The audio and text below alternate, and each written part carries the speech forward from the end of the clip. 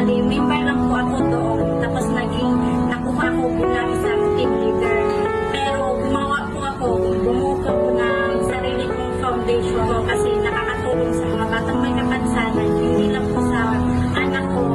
Dahil isa po kasi ang anak ko na may kapansanan na may cerebral palsy na hindi din siya makakatayo, hindi makapagsalita.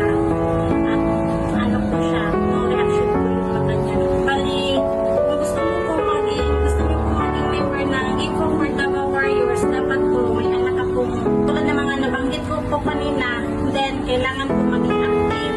Tapos, kailangan po hindi po pinakahiya yung mga anak nila kasi may roles po kasi kami sa grupunan. Kailangan pinupost po namin para makahanap po kami ng sponsors.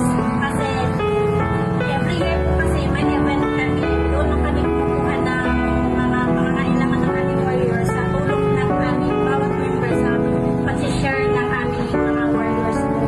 Mag-contact po kami sa page ng Info for Davao Warriors page. At pwede nyo din po akong kontakin sa aking FB Jade Baldonado Alcoque. My contact number is 0907-701116 para po sa aking challenges o bilang isang founder ako na kakapala ng mukha.